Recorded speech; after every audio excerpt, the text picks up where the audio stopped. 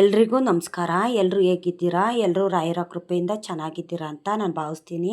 ರಾಯರು ನಿಮ್ಮೆಲ್ರಿಗೂ ಸುಖ, ಶಾಂತಿ, ನೆಮ್ಮದಿ, ಆಯುಸ್ಸು, ಆರೋಗ್ಯ, ಭಾಗ್ಯ ಕೊಟ್ಟು ಕಾಪಾಡಲಿ ಅಂತ ನಾನು ಕೇಳ್ಕೊತೀನಿ. ನಿಮಗೆ ತುಂಬ ಕಷ್ಟ ಬರ್ತಿದೆ ಅಂತಂದರೆ ಆ ಕಷ್ಟ ದೂರ ಆಗೋದಕ್ಕೆ ಅಂತಲೇ ನೀವು ಅರ್ಥ ಮಾಡ್ಕೊಳ್ಳಿ. ಹೆಚ್ಚೆಚ್ಚು ಕಷ್ಟ ಯಾವಾಗ ಬರ್ತಿದೆಯೋ ಆ ಕಷ್ಟ ಎಲ್ಲ ಮುಗಿಯೋದಕ್ಕೇ ಕಷ್ಟ ಜಾಸ್ತಿ ಬರ್ತಿದೆ ಅಂತ ಒಂದು ಅರ್ಥ ಮಾಡ್ಕೊಳ್ಳಿ. ಈಗ ದೀಪ ಹಾರೋದಕ್ಕೆ ಮುಂಚೆ ಹೇಗೆ ಜೋರಾಗಿ ಉರಿಯುತ್ತೋ ಅದೇ ರೀತಿ ಕಷ್ಟ ಮುಗಿಯೋದಕ್ಕೂ ಮುಂಚೆ ಕಷ್ಟ ಅನ್ನೋದು ಜಾಸ್ತಿ ಬರ್ತಿರುತ್ತೆ. ಆ ಕಷ್ಟ ಎಲ್ಲ ಮುಗಿಬೇಕು ಅಂತಲೇ ಹೆಚ್ಚೆಚ್ಚು ಕಷ್ಟ ಅನ್ನೋದು ಬರೋದು. ಆ ಕಷ್ಟ ಟೈಮಲ್ಲೂ ಸಹ ರಾಯರ ಪೂಜೆ ಮಾಡೋದನ್ನು ನೀವು ನಿಲ್ಲಿಸೋದಕ್ಕೆ ಹೋಗಬೇಡಿ. ಏಕೆಂತಂದರೆ ಜಾಸ್ತಿ ಕಷ್ಟ ನಿಮಗೆ ಬರ್ತಿದೆ ಅಂತಂದರೆ ಆ ಕಷ್ಟ ಲೈಫ್ ಲಾಂಗ್ ನಿಮ್ಮ ಜೊತೆನೇ ಇರಬೇಕು ಅಂತಲೇ ಆ ಕಷ್ಟ ಆ ಥರ ಎಲ್ಲ ಒಂದು ಆಟ ಆಡ್ತಿರ್ತವೆ ಅಲ್ವಾ. ಅದಕ್ಕೇ ಕಷ್ಟ ಅನ್ನೋದು ಯಾರನ್ನೂ ಬಿಟ್ಟಿದ್ದಲ್ಲ. ನೀವು ಆ ಟೈಮಲ್ಲಿ ಜಾಸ್ತಿ ರಾಯರನ್ನ ಪೂಜೆ ಮಾಡಿ, ರಾಯರನ್ನ ನೆನೆಸ್ಕೊಳ್ಳಿ. ಸಾಕ್ಷಾತ್ ಶ್ರೀಕೃಷ್ಣನ ನೀವು ಪ್ರಾರ್ಥನೆ ಮಾಡ್ತಾ ಹೋಗಿ. ಶ್ರೀಕೃಷ್ಣ ಪರಮಾತ್ಮನ ಯಾವಾಗೂ ಮನಸ್ಸಲ್ಲಿ ಇಟ್ಕೊಂಡು ನೀವು ಪ್ರಾರ್ಥನೆ ಮಾಡಿದ್ದೇ ಆಯಿತು ಅಂತಂದರೆ, ರಾಘವೇಂದ್ರ ಸ್ವಾಮಿನ ಶ್ರೀಕೃಷ್ಣನ ಪ್ರಾರ್ಥನೆ ಮಾಡಿದ್ದೇ ಆಯಿತು ಅಂತಂದರೆ ಆ ಮನೆಗಾಗಲಿ ಮನಸ್ಸಿಗಾಗಲಿ ಕಷ್ಟ ಅನ್ನೋದು ಜಾಸ್ತಿ ಬರೋದಿಲ್ಲ ಅಲ್ವಾ.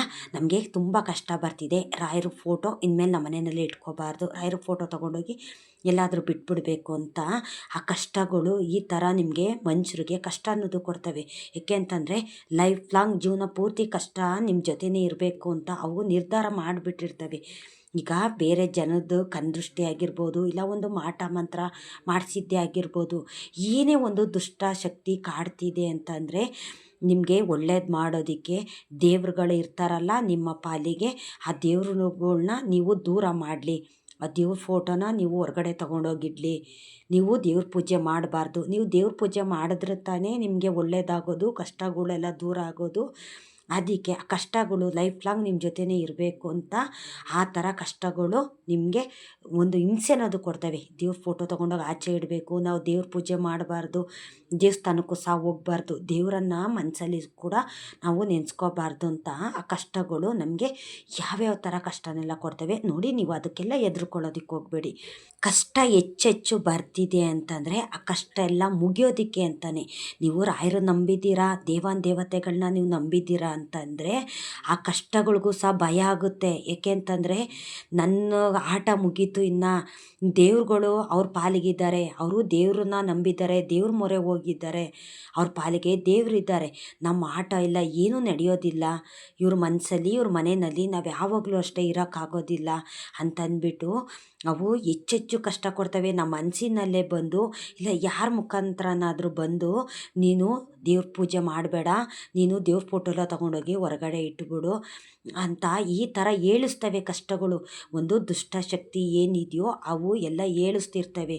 ನೀವು ಅರ್ಥ ಮಾಡ್ಕೊಳ್ತೀರಾ ನೀವೇನು ಮಾಡ್ತೀರಾ ಅಂತಂದರೆ ದೇವ್ರ ಫೋಟೋ ಆಗಿರ್ಬೋದು, ಇಲ್ಲ ದೇವಸ್ಥಾನಕ್ಕೆ ಹೋಗೋದಾಗಿರ್ಬೋದು, ಇಲ್ಲ ಮನೆಯಲ್ಲಿ ಒಂದು ಪೂಜೆ ಮಾಡೋದಾಗಿರ್ಬೋದು, ಇದನ್ನೆಲ್ಲ ನಿಲ್ಲಿಸ್ಬಿಡ್ತಾರೆ ನೀವು ನೋಡಿ. ಆ ಥರ ತಪ್ಪನ್ನು ಯಾರು ಅಷ್ಟೇ ಮಾಡೋದಕ್ಕೆ ಹೋಗಬೇಡಿ. ನಿಮಗೆ ಕಷ್ಟ ಇದೆ ಅಂತಂದರೆ ನೀವು ಹೆಚ್ಚೆಚ್ಚು ರಾಯರು ಪೂಜೆ ಮಾಡಿ, ದೇವಸ್ಥಾನಗಳಿಗೆ ಜಾಸ್ತಿ ಟೈಮ್ ಹೋಗಿದ್ದು ಬನ್ನಿ. ನಿಮಗೆ ತುಂಬ ಕಷ್ಟ ಇದೆ ಅಂತಂದರೆ ಮಠಕ್ಕೆ ಹೋಗಿ, ಮಂತ್ರಾಲಯಕ್ಕೆ ಹೋಗ್ಬಿಟ್ಟು ಅಲ್ಲಿ ಮಂತ್ರಾಕ್ಷತೆ ಕೊಡ್ತಾರೆ. ಆ ಮಂತ್ರಾಕ್ಷತೆನ ಇಸ್ಕೊಂಡು ಬಂದು ನಿಮ್ಮ ತಲೆಬಾಗ್ಲಲ್ಲಿ ಅಂದರೆ ಒಳವಸ್ಲಿ ಇರುತ್ತಲ್ಲ ಅಲ್ಲಿ ಅರ್ಶಿನದ ಬಟ್ಟೆ ಅಂದರೆ ವೈಟ್ ಬಟ್ಟೆನ ಹಳದಿ ಬಟ್ಟೆ ಮಾಡಿಬಿಟ್ಟು ಅದರಲ್ಲಿ ಕಟ್ಟಿ ನೀವು ಕಟ್ಟಿಬಿಟ್ಟು ಮನೆ ಮುಂಬಾಗಿಲಲ್ಲಿ ನೀವು ಕಟ್ಟಿದ್ದೇ ಆಯಿತು ಅಂತಂದರೆ ಯಾವುದೇ ಒಂದು ದುಷ್ಟಶಕ್ತಿ ಆಗಲಿ, ಯಾವುದೇ ಒಂದು ಕೆಟ್ಟ ಕಣ್ದೃಷ್ಟಿಯಾಗಲಿ, ಯಾರು ಏನೇ ಮಾಟ ಮಂತ್ರ ಏನೇ ಮಾಡಿರಲಿ ಅದು ಯಾವುದು ನಿಮ್ಮ ಹತ್ರ ಬರೋದಿಲ್ಲ, ನಿಮ್ಮ ಮನೆ ಹತ್ರನೂ ಸಹ ಅದು ಸುಳಿಯೋದಿಲ್ಲ. ಈ ಥರ ನೀವು ಮಾಡಿ. ಜಾಸ್ತಿ ಕಷ್ಟ ಇದೆ ಅಂತಂದರೆ ಮಠದಲ್ಲಿ ಇಲ್ಲ ಮಂತ್ರಾಲಯಕ್ಕೆ ಹೋಗಿ ಮಂತ್ರಾಕ್ಷತೆನ ಇಸ್ಕೊಂಡು ಬಂದು ನೀವು ಆ ರೀತಿ ಒಂದು ಪರಿಹಾರ ಅಂತ ಮಾಡ್ಕೊಳ್ಳಿ. ಏಕೆ ಅಂತಂದರೆ ನಾವು ಚೆನ್ನಾಗಿದ್ದೀವಿ ಅಂತಂದರೆ ನಮ್ಮನ್ನು ಹಾಳು ಮಾಡೋದಕ್ಕೆ ಸಾವಿರಾರು ಜನ ಕಾಯ್ತಿರ್ತಾರೆ ಅಲ್ವಾ. ಅವರು ನಮಗಿಂತ ಚೆನ್ನಾಗಿದ್ದಾರೆ, ಅವ್ರು ನಮಗಿಂತ ಮುಂದೆ ಹೋಗ್ತಿದ್ದಾರೆ ಅಂತ ಕಾಲು ಎಳೆಯೋದಕ್ಕೆ ಸಾವಿರ ಜನ ಬರ್ತಾರೆ ನೋಡಿ. ಆ ಸಾವಿರ ಜನ ಒಬ್ಬೊಬ್ಬರು ಒಂದೊಂದು ರೀತಿಯಲ್ಲಿ ನಿಮಗೆ ಕೆಡುಕು ಅನ್ನೋದು ಮಾಡ್ತಾ ಇರ್ತಾರೆ. ನೀವು ಅದಕ್ಕೆಲ್ಲ ಹೆದರೋದಕ್ಕೆ ಹೋಗಬೇಡಿ. ರಾಯರ ಪೂಜೆನ ನೀವು ಹೆಚ್ಚೆಚ್ಚು ಮಾಡಿ. ನನಗೆ ಒಬ್ಬರು ಕಮೆಂಟ್ ಹಾಕಿದ್ರು, ನಾನು ಅವ್ರಿಗೆ ನಿನ್ನೆ ಕಾಲ್ ಮಾಡಿ ನಾನು ಅವ್ರ ಹತ್ರ ಮಾತಾಡಿದ್ದೆ ನಾನು. ಏಕೆ ಅಂತಂದರೆ ಅವರು ತುಂಬ ಕಷ್ಟದಲ್ಲಿದ್ದಾರೆ. ಏಕೆ ಅಂತಂದರೆ ಅವ್ರ ಕಷ್ಟ ಕೇಳ್ತಿದ್ರೆ ನನ್ನ ಕಣ್ಣಲ್ಲೇ ನೀರು ಬರುತ್ತೆ, ಅಷ್ಟು ಕಷ್ಟಪಡ್ತಿದ್ದಾರೆ ಅವರು. ಅವರು ರಾಯರನ್ನ ಅಷ್ಟು ನಂಬಿದ್ದಾರೆ. ವಾರನೂ ಅಷ್ಟೇ ರಾಯರ ಮಠಕ್ಕೆ ಹೋಗ್ತಾರೆ. ಅವ್ರ ಮನೆ ತವಿಂದ ರಾಯರ ಮಠಕ್ಕೆ 50 ಕಿಲೋಮೀಟ್ರ್ ಆಗುತ್ತೆ. ಅಷ್ಟು ದೂರ ಇದ್ದರೂ ಸಹ ಅವರು ವಾರ ರಾಯರ ಮಠಕ್ಕೆ ಹೋಗಿ ಸೇವೆ ಸಲ್ಲಿಸ್ತಾರೆ. ಮತ್ತು ಏಕಾದಶಿ ದಿವಸ ಉಪವಾಸನೂ ಸಹ ಮಾಡ್ತಾರೆ. ಈ ವಾರಕ್ಕೆ 9 ವಾರ ಮುಗೀತು ನಂದು ವ್ರತ ಮಾಡಿದ್ದು. ಆದರೂ ನಾನು ಅಂದ್ಕೊಂಡಿದ್ದೇನೂ ಆಗ್ತಾಯಿಲ್ಲ ಅಂತ ಅವರು ಕಣ್ಣೀರಿಡ್ತಿದ್ದಾರೆ. ತುಂಬ ನೋವಲ್ಲಿದ್ದಾರೆ. ಅವ್ರ ನೋವು ಕೇಳ್ತಿದ್ರೆ ನನಗೆ ತುಂಬಾ ಬೇಜಾರಾಯಿತು. ನನ್ನ ಕಷ್ಟನೇ ನನಗೆ ಬಂದಿದೆಯೇನೋ ಅನ್ನೋಷ್ಟು ನೋವಾಯಿತು ನನಗೆ. ನಾನು ಎಷ್ಟು ಸಮಾಧಾನ ಹೇಳಬೇಕು, ನನಗೇನು ಗೊತ್ತಿತ್ತು ಅದನ್ನೆಲ್ಲ ನಾನು ಅವ್ರಿಗೆ ಹೇಳಿದ್ದೀನಿ. ಆದರೆ ಇವತ್ತು ಅವ್ರ ಮನೆಯಲ್ಲಿ ತುಂಬ ಜಗಳ ಆಯಿತು. ರಾಯರ ಫೋಟೋ ನಾನು ಮನೆಯಲ್ಲಿ ಇಟ್ಕೊಳ್ಳೋದಿಲ್ಲ, ಮನೆಯಲ್ಲಿ ತುಂಬ ಜಗಳ ಆಗ್ತಿದೆ ಏನೋ ಕಾರಣಾಂತರಗಳಿಂದ. ನಮ್ಮ ಮನೆ ಅಕ್ಕಪಕ್ಕ ಏನೇನೋ ಮಾಡಿಸಿ ತೊಗೊಂಬಂದು ಮನೆ ಹತ್ರ ಎಲ್ಲ ಹಾಕ್ತಿದ್ದಾರೆ. ನಾನು ರಾಯರ ಫೋಟೋ ತೊಗೊಂಡೋಗ್ಬಿಟ್ಟು ಎಲ್ಲಾದರೂ ಹೊರಗಡೆ ಇಟ್ಬಿಡ್ತೀನಿ, ಎಲ್ಲಿ ಇಡೋದು ಅಂತ ನೀವು ಹೇಳಿ ಅಂತ ನನಗೆ ಅವರು ಕಾಮೆಂಟ್ ಹಾಕಿದರು. ನಾನು ಡೈರೆಕ್ಟಾಗಿ ಅವ್ರಿಗೆ ಕಾಲ್ ಮಾಡಿ ನಾನು ಮಾತಾಡಿದೆ. ಏಕೆಂದರೆ ರಿಪ್ಲೈ ಮಾಡಿದ್ದೆ ನಾನು ಕಮೆಂಟ್ಗೆ. ಆದರೂ ಸಹ ಅವರು ನನಗೆ ಇನ್ಸ್ಟಾಗ್ರಾಮಲ್ಲಿ ಬಂದು ಮೆಸೇಜ್ ಮಾಡ್ತಾಯಿದ್ರು. ನಾನು ರಿಪ್ಲೈ ಮಾಡಿದ್ನಲ್ಲ ಅದಕ್ಕೆ ಅರ್ಥ ಏನಕ್ಕ ಅಂತ ಅವರು ಕೇಳ್ತಿದ್ರು ನಿಂಗೆ ಇನ್ಸ್ಟಾಗ್ರಾಮಲ್ಲಿ. ನಾನೇ ಡೈರೆಕ್ಟಾಗಿ ಕಾಲ್ ಮಾಡಿ ನಾನು ಮಾತಾಡಿದೆ. ಕಷ್ಟಗಳು ಲೈಫ್ ಲಾಂಗ್ ನಿಮ್ಮ ಜೊತೆಯಲ್ಲೇ ಇರಬೇಕು ಅಂತ ಅವು ರಾಯರ ಫೋಟೋನ ಮನೆಯಿಂದ ತೊಗೊಂಡೋಗಿ ಹೊರಗಡೆ ಇಡಲಿ ಅಂತ ಇಷ್ಟೆಲ್ಲ ರಾದಂತ ಮಾಡ್ತಿರ್ತವೆ ಅವು. ಅದಕ್ಕೇ ನೀವು ಅದಕ್ಕೆಲ್ಲ ಎದುರೋದಕ್ಕೆ ಹೋಗಬೇಡಿ, ಬಗ್ಗೋದಕ್ಕೂ ಸಹ ಹೋಗಬೇಡಿ. ರಾಯರ ಫೋಟೋನ ಮನೆಯಿಂದ ಯಾವುದೇ ಕಾರಣಕ್ಕೂ ತೊಗೊಂಡೋಗಿ ನೀವು ಹೊರಗಡೆ ಇಡೋದಕ್ಕೆ ಹೋಗಬೇಡಿ ಅಂತ ನನಗೆ ಗೊತ್ತಿದ್ದಷ್ಟು ಹೇಳಿ. ಏಕೆ ಅಂತಂದರೆ ಅವ್ರ ಮನೆ ಸುತ್ತಮುತ್ತ ದಿನ ಒಂದೊಂದು ರೀತಿಲಿ ಏನಾದರೂ ತೊಗೊಂಬಂದು ಮಾಡಾಕ್ತಾ ಇರ್ತಾರಂತೆ. ಏಕೆ ಅಂತಂದರೆ ಈಗ ಚೆನ್ನಾಗಿದ್ದಾರೆ ಅಂತಂದರೆ ಏನಾದರೂ ಒಂದು ಮಾಟ ಮಂತ್ರ ಏನೋ ಒಂದು ಮಾಡಿಸಿ ತೊಗೊಂಬಂದು ಅವ್ರ ಮನೆ ಹತ್ರ ಹಾಕ್ತಿದ್ದಾರಂತೆ ಅವರು. ಅದಕ್ಕೆ ನಾನು ಇಷ್ಟು ದಿನ ಪೂಜೆ ವ್ರತ ಎಲ್ಲ ಮಾಡ್ಕೊಂಬಂದಿದ್ದೀನಿ, ರಾಯರ ಪೂಜೆ ಮಾಡ್ತಾಯಿದ್ದೀನಿ. ಆದರೆ ಇವತ್ತು ಏಕಾಏಕಿ ನಮ್ಮ ಮನೆಯಲ್ಲಿ ತುಂಬ ದೊಡ್ಡದಾಗಿ ಜಗಳ ಆಯಿತು. ನನಗೆ ತುಂಬ ಬೇಜಾರಾಯಿತು. ರಾಯರ ಫೋಟೋ ಬೇಡ, ಇನ್ಮೇಲೆ ನಮ್ಮ ಮನೆಯಿಂದ ತೊಗೊಂಡೋಗಿ ಹೊರಗಡೆ ಇಟ್ಟುಬಿಡ್ತೀನಿ ಅಂತ ಅವರು ನನಗೆ ಕಾಮೆಂಟ್ ಹಾಕಿದರು. ನೋಡಿ, ನಿಮ್ಮ ಮನೆ ಅಕ್ಕಪಕ್ಕ ಏನಾದರೂ ಮಾಟ ಮಂತ್ರ ಮಾಡಿಸಿ ತೊಗೊಂಬಂದು ಇಟ್ಟಿರೋದಕ್ಕೂ ನೀವೇ ರಾಯರ ಫೋಟೋ ತೊಗೊಂಡೋಗಿ ಹೊರಗಡೆ ಇಟ್ಟುಬಿಡ್ತೀನಿ ಅಂತ ಹೇಳೋದಕ್ಕೂ ಲಿಂಕ್ ಆಗ್ತಿದೆ ಅಂತ ನನಗನ್ನಿಸ್ತು. ಏಕೆ ಅಂತಂದರೆ ಅವರು ಇಷ್ಟು ವರ್ಷದಿಂದ ರಾಯರ ಪೂಜೆ ಮಾಡಿಕೊಂಡೇ ಬಂದಿದ್ದಾರೆ. ಯಾವಾಗಲೂ ಸಹ ಆ ಥರ ಅನಿಸಿಲ್ಲ. ಮನೆ ಸುತ್ತಮುತ್ತ ಏನಾದರೂ ಮಾಡಿಸ್ಕೊಂಬಂದು ಅವ್ರ ಮನೆ ಅಕ್ಕಪಕ್ಕ ಹಾಕ್ತಿದ್ದಾರಂತೆ. ಆವಾಗ ಅವ್ರ ಮನಸ್ಸಲ್ಲಿ ಈ ರೀತಿ ಬಂದಿದೆ ಅಂತಂದರೆ ಅವ್ರು ಏನೋ ಮಾಡಿಸಿದಾರಲ್ಲ ಬೇರೆಯವರು, ಇವ್ರು ಚೆನ್ನಾಗಿದ್ದಾರೆ ಅಂತ. ಅದಕ್ಕೆ ಆ ಮಾಟ ಮಂತ್ರ ಏನು ಮಾಡಿಸಿದಾರೋ, ಯಾವ ಕೆಟ್ಟ ದೃಷ್ಟಿ, ಈ ಕಣ್ಣು ದೃಷ್ಟಿ ಇವ್ರ ಮೇಲೆ ಬಿದ್ದಿದೆಯೋ, ಯಾವ ದುಷ್ಟ ಶಕ್ತಿ ಇವ್ರ ಮನೆ ಮೇಲೆ ಬಿದ್ದಿದೆಯೋ, ಅದಕ್ಕೇ ರಾಯರು ಇಂದ ಯಾವುದೇ ಕೆಲಸನೂ ಆಗೋದಿಲ್ಲ. ರಾಯರು ಇವ್ರ ಪಾಲ್ಗಿದ್ದಾರೆ, ಇವ್ರಿಗೆ ಒಳ್ಳೇದು ಮಾಡ್ತಿದ್ದಾರೆ. ರಾಯರು ಪೂಜೆ ಮಾಡಬಾರ್ದು, ರಾಯರು ಫೋಟೋ ತೊಗೊಂಡೋಗಿ ಮನೆಯಿಂದ ಹೊರಗಡೆ ಇಟ್ಟುಬಿಡ್ಲಿ ಅಂತ ಅಂದ್ಬಿಟ್ಟು ಆ ದುಷ್ಟ ಶಕ್ತಿನೇ ಇಷ್ಟು ಎಲ್ಲ ಮಾಡಿಸ್ತಿದೆ ಅಂತ ನನಗನ್ನಿಸ್ತು. ಅದಕ್ಕೆ ಅವ್ರಿಗೆ ನಾನು ಕಮೆಂಟಲ್ಲೂ ಸಹ ರಿಪ್ಲೈ ಮಾಡಿದ್ದೆ. ಆದರೂ ಅವ್ರಿಗೆ ಸಮಾಧಾನ ಆಗ್ತಿರ್ಲಿಲ್ಲ ಅಂತಂದ್ಬಿಟ್ಟು ನಾನೇನು ಮಾಡಿದೆ, ಅವರು ನನಗೆ ಇನ್ಸ್ಟಾಗ್ರಾಮಲ್ಲಿ ಯಾವಾಗಲೂ ಅಷ್ಟೇ ಮೆಸೇಜ್ ಮಾಡ್ತಿದ್ರು. ನಾನೇ ಡೈರೆಕ್ಟಾಗಿ ಕಾಲ್ ಮಾಡಿ ಅವ್ರ ಹತ್ರ ಮಾತಾಡಿದೆ. ನೀವು ಯಾವುದೇ ಕಾರಣಕ್ಕೂ ರಾಯರ ಫೋಟೋ ಮಾತ್ರ ಮನೆಯಿಂದ ತೊಗೊಂಡೋಗಿ ಹೊರಗಡೆ ಇಡಬೇಡಿ. ಇಡ್ತು ಅಂತಂದರೆ ತಪ್ಪಾಗುತ್ತೆ, ನಿಮ್ಗೆ ತುಂಬ ಅಂದರೆ ತುಂಬ ಕಷ್ಟ ಬರುತ್ತೆ. ಬೇರೆಯವರು ಏನೇನು ಮಾಡಿಸ್ತಿದ್ದಾರೋ ಏನೋ ಗೊತ್ತಿಲ್ಲ. ಆ ದುಷ್ಟಶಕ್ತಿ ಪರ್ಮನೆಂಟಾಗಿ ನಿಮ್ಮ ಜೊತೆ ಇರಬೇಕು, ನಿಮ್ಮ ಮನೆಯಲ್ಲೇ ಇರಬೇಕು ಅಂತ ಅದ್ರ ಇಚ್ಛೆ ಆಗಿರುತ್ತೆ. ಈಗ ಕಷ್ಟಗಳು ನಿಮ್ಮ ಜೊತೆನೇ ಇರಬೇಕು ಅನ್ನೋದು ಒಂದು ಇಚ್ಛೆ ಆಗಿರುತ್ತೆ. ಈಗ ಬೇರೆಯವರು ಏನೇ ಒಂದು ಮಾಟ ಮಂತ್ರ ಏನೇ ಮಾಡಿಸಿರ್ತಾರಲ್ಲ, ಅದು ತಟ್ಟಂತ ನಿಮಗೆ ತಟ್ಟಲಿ ಅನ್ನೋದಕ್ಕೋಸ್ಕರ ಅವೆಲ್ಲ ಈ ಥರ ಆಟ ಆಡ್ತಿರ್ತವೆ.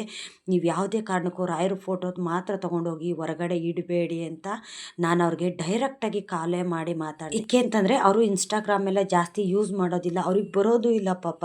ನನಗೆ ಅಯ್ಯೋ ಅನ್ಸೋದು. ನಿನ್ನೆ ಸುಮಾರು ನಾನು ಇನ್ಸ್ಟಾಗ್ರಾಮಲ್ಲಿ ಒಂದು 20 ಸತಿ 30 ಸತಿ ಕಾಲ್ ಮಾಡಿದ್ದೀನಿ. ಅವ್ರ ಕಷ್ಟ ನೋಡ್ನಾರ್ದಿರ ಅವರು ನನಗೆ ವಾಯ್ಸ್ ಮೆಸೇಜ್ ಕಳಿಸೋರು. ಆದರೆ ನಾನು ಕಾಲ್ ಮಾಡ್ತಾ ಇರೋದು ಅವ್ರಿಗೆ ಹೋಗ್ತಾ ಇರಲಿಲ್ಲ. ಅವರು ಏನು ಅದು ಇನ್ಸ್ಟಾಗ್ರಾಮಲ್ಲಿ ಯಾವ ಥರ ಯೂಸ್ ಮಾಡ್ತಿದ್ದಾರೆ ಅಂತ ನನಗಂತೂ ಗೊತ್ತಿಲ್ಲ. ಆದರೆ ಡೈರೆಕ್ಟಾಗಿ ಅವ್ರ ನಂಬರ್ ನನಗೆ ಕೊಟ್ಟರು. ನಾನೇ ಫೋನ್ ಮಾಡಿ ಮಾತಾಡಿದೆ. ತುಂಬ ನೋವಲ್ಲಿದ್ದಾರೆ ಅವರು, ತುಂಬ ಕಷ್ಟದಲ್ಲಿದ್ದಾರೆ. ನಾನು ಬದುಕಿರಬಾರ್ದು, ನಾನು ಏನಾದ್ರು ಮಾಡ್ಕೊಂಡು ಸತ್ತೋಗಬೇಕು, ನಾನು ದಾರಿನಲ್ಲಿ ಹೋಗ್ತಿರ್ಬೇಕಾದ್ರೆ ನನಗೆ ಆಕ್ಸಿಡೆಂಟ್ ಆಗಬಾರ್ದಾ ಅಂತ ಕೇಳ್ತಿದ್ದಾರೆ. ಬೇಕಾದರೆ ನೀವು ಚೆಕ್ ಮಾಡಿ, ನನ್ನ ವೀಡಿಯೋಗೆ ಪ್ರತಿ ಒಂದು ವೀಡಿಯೋಗೂ ಅವ್ರು ಕಮೆಂಟ್ ಹಾಕ್ತಿದ್ದಾರೆ. ಬರೀ ನೆಗೆಟಿವ್ ಆಗೇ ಕಮೆಂಟ್ ಹಾಕ್ತಿದ್ದಾರೆ. ಪಾಪ ತುಂಬಾ ನೋವಲ್ಲಿದ್ದಾರೆ. ನನಗಂತೂ ತುಂಬ ಬೇಜಾರಾಯಿತು. ನಾನು ಎಷ್ಟು ಸಮಾಧಾನ ಹೇಳಬೇಕು ಅಷ್ಟು ಸಮಾಧಾನ ನಾನು ಹೇಳಿದ್ದೀನಿ. ಆದರೆ ಯಾವುದೇ ಕಾರಣಕ್ಕೂ ರಾಯರು ಫೋಟೋ ಮಾತ್ರ ತಗೊಂಡೋಗಿ ಮನೆಯಿಂದ ಹೊರಗಡೆ ಇಡಬೇಡಿ. ಇಟ್ಟರೆ ಮಾತ್ರ ನಿಮಗೆ ತುಂಬ ಅಂದರೆ ತುಂಬ ಕಷ್ಟ ಬರುತ್ತೆ. ಯಾರಿಗೇನಾಗುತ್ತೆ ಅನ್ನೋದು ಗೊತ್ತಿರೋದಿಲ್ಲ ಅಂತ ನನಗೆ ಗೊತ್ತಿದ್ದಷ್ಟು ಅವ್ರಿಗೆ ನಾನು ತಿಳುವಳಿಕೆ ಅನ್ನೋದು ಹೇಳಿದೆ. ಸರಿ ಆಯಿತು ಅಕ್ಕ ಅಂತ ಅವ್ರು ಹೇಳಿದ್ರು. ಏಕೆ ಅಂತಂದರೆ ಅವ್ರಿಗೆ ಕೆಲವು ಶತ್ರುಗಳಿದ್ದಾರೆ. ಅವ್ರ ಮಾತು ನಾನು ಕೇಳ್ತಿದ್ದಂಗೆ ನನಗೆ ಅರ್ಥ ಆಯಿತು. ಅವ್ರದ ಒಂದು ವಸ್ತುನ ಬೇರೆಯವ್ರು ಈಸ್ಕೊಂಡಿದ್ದಾರೆ. ಬೇರೆ ಯಾರು ಅಲ್ಲ, ಅವ್ರ ರಿಲೇಷನ್ ಅವರೇ ಈಸ್ಕೊಂಡು ಅವ್ರಿಗೆ ಮೋಸ ಮಾಡಿದ್ದಾರೆ. ದೊಡ್ಡ ಮೊತ್ತದಲ್ಲಿ ಒಂದು ಒಡವೆ ಅನ್ನೋದು ಇಸ್ಕೊಂಡ್ಬಿಟ್ಟಿದ್ದಾರೆ. ಇಸ್ಕೊಂಡು ಅವ್ರ ಸಂಬಂಧಿಕರೇ ಅವ್ರಿಗೆ ಮೋಸ ಮಾಡಿದ್ದಾರೆ. ಅದನ್ನು ಕೇಳೋಕ್ಕೋದ್ರೆ ಅವ್ರ ಮೇಲೆ ದಬ್ಬಾಳಿಕೆ ಮಾಡ್ತಿದ್ದಾರೆ. ನೀನು ಕೊಟ್ಟೇ ಇಲ್ಲ ನನಗೆ, ಕೊಟ್ಟಿರೋದಕ್ಕೆ ರೂಲ್ಸ್ ಏನು, ಕಾನೂನು ಏನು, ಈ ಥರ ಎಲ್ಲ ಮಾತಾಡ್ತಿದ್ದಾರೆ ಅವರು ಪಾಪ ಕಾನೂನು ಪ್ರಕಾರನೂ ಹೋಗಿದ್ದಾರೆ, ದೇವ್ರ ಮೊರೆನೂ ಹೋಗಿದ್ದಾರೆ. ಯಾವ ದೇವರು ನನಗೆ ಒಳ್ಳೇದು ಮಾಡ್ತಿಲ್ಲ. ಆದರೆ ನನ್ನ ವಸ್ತು ಅವ್ರಿಗೆ ಕೊಟ್ಟಿದ್ದೀನಲ್ಲ, ಅದಕ್ಕೋಸ್ಕರ ನಮ್ಮ ಮನೆಯಲ್ಲಿ ಗಲಾಟೆ ಆಗ್ತಿದೆ. ತುಂಬ ಅಂದರೆ ತುಂಬ ಜಗಳ ಆಗ್ತಿದೆ, ಕಿರಿಕಾಗ್ತಿದೆ. ರಾಯರು ಫೋಟೋ ಇರೋದಕ್ಕೇ ಇಷ್ಟೆಲ್ಲ ಕಾರಣ ಆಗ್ತಿದೆ ಅಂತ ಅಂದ್ಬಿಟ್ಟು ನಾನು ರಾಯರ ಫೋಟೋ ತೊಗೊಂಡೋಗಿ ಮನೆಯಿಂದ ಹೊರಗಡೆ ಇಟ್ಬಿಡ್ತೀನಿ ಅಂತ ಅವ್ರು ಹೇಳಿದ್ರು. ನೋಡಿ, ನಿಮ್ಮ ಮನೆಯಲ್ಲಿ ಜಗಳ ಆಗ್ತಿದೆ, ಕಿರಿಕಾಗ್ತಿದೆ ಅಂತಂದರೆ ನಿಮಗೆ ಬೇರೆ ಏನೋ ಒಂದು ದುಷ್ಟಶಕ್ತಿ ನಿಮ್ಮ ಮನೆಯಲ್ಲಿ ಇದೆ ಅಂತ ನನಗೆ ಅರ್ಥ ಆಯಿತು. ಏಕೆ ಅಂತಂದರೆ ನೀವು ಹೇಳಿದ್ದು ಕಥೆನೆಲ್ಲ ನಾನು ಕೇಳಿದ್ಮೇಲೆ ನನಗೆ ಆ ಥರ ಅನ್ನಿಸ್ತು. ಮನೆ ಅಕ್ಕಪಕ್ಕ ಈ ಥರ ಎಲ್ಲ ಮಾಡಿಸಿ ತೊಗೊಂಬಂದು ಹಾಕ್ತಿದ್ದಾರೆ ಅಂತಂದರೆ ದುಷ್ಟಶಕ್ತಿ ಕೈವಾಡ ಇದೆ ಅಂತ ನನಗನ್ನಿಸ್ತು. ಅದಕ್ಕೆ ನನಗೆ ಗೊತ್ತಿದ್ದಷ್ಟು ಒಳ್ಳೆಯದನ್ನು ನಾನು ಹೇಳಿದ್ದೀನಿ ಅವ್ರಿಗೆ. ನೋಡಿ, ನಾನು ವೀಡಿಯೋದಲ್ಲೂ ಸಹ ಹೇಳ್ತಾ ಇದ್ದೀನಿ, ಯಾವುದೇ ಕಾರಣಕ್ಕೂ ರಾಯರ ಫೋಟೋನ ಮನೆಯಿಂದ ಹೊರಗಡೆ ತೊಗೊಂಡೋಗಿ ಇಡೋದಕ್ಕೆ ಹೋಗಬೇಡಿ. ಇಡ್ತು ಅಂತಂದರೆ ಕೆಡುಕಾಗೋದು ನಿಮಗೇನೆ, ಅನ್ಯಾಯ ಆಗೋದು ನಿಮಗೇನೆ. ರಾಯರಿಗೇನು ಲಾಸ್ ಆಗೋದಿಲ್ಲ. ಏಕೆ ಅಂತಂದರೆ ರಾಯರು ನೀವು ಒಳ್ಳೇದು ಮಾಡಿಲ್ಲ ಅಂತ ನೀವು ಹೇಳ್ತಾ ಇದ್ದೀರಲ್ಲ, ಇಲ್ಲ, ಖಂಡಿತ ಒಳ್ಳೇದು ಮಾಡೇ ಮಾಡ್ತಾರೆ. ನೋಡಿ, ಈ ಥರ ಏನಾದರೂ ಒಂದು ದುಷ್ಟಶಕ್ತಿ ಕಾಡ್ತಿದೆ ಅಂತಂದರೆ ಅದೆಲ್ಲ ತಡೀತಿರುತ್ತೆ. ಅವ್ರ ಟೈಮ್ ಚೆನ್ನಾಗಿರುತ್ತೆ, ಅದಕ್ಕೆ ಇಷ್ಟೆಲ್ಲ ಆಡ್ತಿದ್ದಾರೆ. ರಾಯರು ಖಂಡಿತ ನಿಮ್ಗೆ ಒಳ್ಳೇದು ಮಾಡೇ ಮಾಡ್ತಾರೆ. ಮನೆಯಲ್ಲಿ ಈ ಥರ ಏನಾದರೂ ಜಗಳ, ಕಿರಿಕಿರಿ ಈ ಥರ ಎಲ್ಲ ನಡೆಯುತ್ತೆ ಅಂತಂದರೆ ಯಾವುದೇ ಕಾರಣಕ್ಕೂ ಆ ಮನೆಯಿಂದ ರಾಯರ ಫೋಟೋನ ಯಾವುದೇ ಕಾರಣಕ್ಕೂ ಆಚೆ ಅಂತೂ ಇಡೋದಕ್ಕೆ ಹೋಗಬೇಡಿ. ನಿಮಗೆ ಕಷ್ಟ ಬರ್ತಿದೆ, ರಾಯರಿಂದ ಏನೂ ಅಷ್ಟೇ ಅನುಗ್ರಹ ಆಗಿಲ್ಲ ಅಂತ ನೀವು ಅಂದ್ಕೊಳ್ಳೋದಕ್ಕೆ ಹೋಗಬೇಡಿ. ಖಂಡಿತ ರಾಯರು ಒಳ್ಳೇದು ಮಾಡೇ ಮಾಡ್ತಾರೆ. ನಿಮ್ಗೆ ಇಷ್ಟೊಂದು ಕಷ್ಟ ಇದೆಯಲ್ಲ, ಒಂದು ಸತಿ ಮಂತ್ರಾಲಯಕ್ಕೆ ಹೋಗಿ ಅಲ್ಲಿ ಗುರುಗಳ ಹತ್ರ ಮಂತ್ರಾಕ್ಷತೆ ಇಸ್ಕೊಂಬನ್ನಿ. ಇದಕ್ಕೆಲ್ಲ ಒಂದು ಪರಿಹಾರ ಅಂದರೆ ನೀವು ಮಂತ್ರಾಲಯಕ್ಕೆ ಹೋಗೋದೇನೆ. ಮಂತ್ರಾಲಯಕ್ಕೆ ಹೋಗಿ ನೀವು ಅಲ್ಲೋಗಿ ಸುಬುಧೇಂದ್ರ ತೀರ್ಥರ ಕೈಯಿಂದನೇ ನಿಮ್ಮ ಕಷ್ಟ ಎಲ್ಲ ಅವ್ರ ಹತ್ರ ಹೇಳ್ಕೊಳ್ಳಿ. ಅವ್ರ ಕೈಯಿಂದ ಮಂತ್ರಾಕ್ಷತೆ ಈಸ್ಕೊಂಬಂದು ನೀವು ಅವ್ರು ಹೇಳ್ತಾರೆ ಯಾವ ರೀತಿ ಉಪಯೋಗಿಸ್ಬೇಕೋ ಆ ರೀತಿ ಉಪಯೋಗಿಸಿ. ಖಂಡಿತ ಒಳ್ಳೆಯದಾಗುತ್ತೆ. ಎಂಥ ಸಮಸ್ಯೆ ಇದ್ದರೂ ಸಹ ನೀವು ಒಂದು ಸತಿ ಮಂತ್ರಾಲಯಕ್ಕೆ ಹೋಗಿದ್ದು ಬನ್ನಿ ಅಂತ ನನಗೆ ತಿಳಿದಷ್ಟು ನಾನು ಅವ್ರಿಗೆ ಹೇಳಿದ್ದೀನಿ.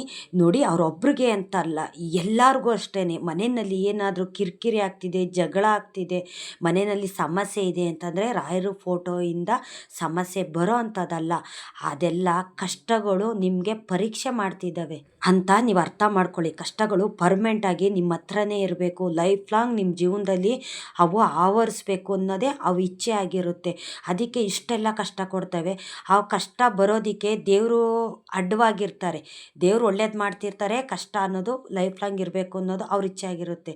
ದೇವ್ರು ಅಡ್ಡ ಮಾಡ್ತಿದ್ದಾರೆ ಅಂದ್ಬಿಟ್ಟು ದೇವ್ರ ಫೋಟೋನೇ ತೊಗೊಂಡೋಗಿ ಹೊರಗಡೆ ಇಡಲಿ ಅಂತ ಇಷ್ಟೆಲ್ಲ ಒಂದು ಅವಾಂತರ ಮಾಡ್ತಿರ್ತವೆ. ನೀವು ಅದಕ್ಕೆಲ್ಲ ಎದುರೋದಕ್ಕೆ ಹೋಗಬೇಡಿ, ಬಗ್ಗೋದಕ್ಕೆ ಹೋಗಬೇಡಿ. ರಾಯರನ್ನ ಹೆಚ್ಚೆಚ್ಚು ರಾಯರನ್ನ ನಂಬಿ, ರಾಯರನ್ನ ಪೂಜೆ ಮಾಡಿ, ಮಂತ್ರಾಕ್ಷತೆನ ನಿಮ್ಮ ತಲೆಬಾಗ್ಲಿದೆಯಲ್ಲ, ತಲೆಬಾಗ್ಲಲ್ಲಿ ಅರ್ಶಿನ ಬಟ್ಟೆ ಮಾಡಿಬಿಟ್ಟು ಕಟ್ಟಿಯಲ್ಲಿ ಏನೇ ಒಂದು ದುಷ್ಟಶಕ್ತಿ ಇದ್ದರೂ ಅಷ್ಟೇ ಯಾವುದಕ್ಕೂ ರಾಯರು ಅವಕಾಶ ಕೊಡೋದಿಲ್ಲ.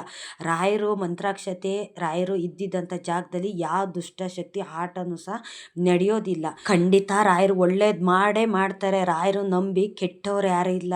ರಾಯರು ನಂಬಿ ಪೂಜೆ ಮಾಡಿ, ರಾಯರ ಹೆಸರು ಹೇಳ್ಕೊಂಡು ಸಾವಿರಾರು ಜನ ಅನ್ನ ತಿಂತಿದ್ದಾರೆ. ರಾಯರು ನಿಮ್ಗೆ ಒಳ್ಳೇದು ಮಾಡೋದಿಲ್ವಾ? ಖಂಡಿತ ಒಳ್ಳೇದು ಮಾಡೇ ಮಾಡ್ತಾರೆ. ಇಷ್ಟೊತ್ತು ನನ್ನ ವಿಡಿಯೋ ನೋಡಿದ್ದಕ್ಕಾಗಿ ತುಂಬ ಹೃದಯದ ಧನ್ಯವಾದಗಳು. ರಾಯಪ್ಪ ನಿಮ್ಮೆಲ್ರಿಗೂ ಸುಖ, ಶಾಂತಿ, ನೆಮ್ಮದಿ, ಆಯುಸ್ಸು, ಆರೋಗ್ಯ, ಭಾಗ್ಯ ಕೊಟ್ಟು ಕಾಪಾಡಲಿ ಅಂತ ನಾನು ಕೇಳ್ಕೊತೀನಿ. ನೊಂದಿರೋ ಮನಸ್ಸುಗಳಿಗೆ ರಾಯರೇ ನೀವು ಅವ್ರಿಗೆ ಒಳ್ಳೇದು ಮಾಡಿ. ನನ್ನ ಬೇಡಿಕೆ ಇದಾಗಿದೆ ತಂದೆ. ಅವ್ರು ತುಂಬ ಕಷ್ಟದಲ್ಲಿದ್ದಾರೆ, ತುಂಬ ನೊಂದಿದ್ದಾರೆ ರಾಯರೇ. ಅವ್ರಿಗೆಲ್ಲ ನೀವು ಒಳ್ಳೇದು ಮಾಡಬೇಕು ಅಂತ ನಾನು ರಾಯರ ಹತ್ರ 2 ಟೈಮು ಕೂತ್ಕೊಂಡು ನಾನು ಪ್ರಾರ್ಥನೆ ಮಾಡ್ಕೋತೀನಿ. ರಾಯರು ನಿಮ್ಮೆಲ್ರಿಗೂ ಒಳ್ಳೇದು ಮಾಡಲಿ.